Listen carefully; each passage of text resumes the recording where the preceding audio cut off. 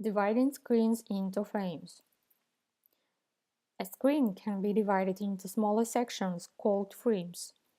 Let's divide the screen into 3 frames. We have selected the frame which fills the screen completely.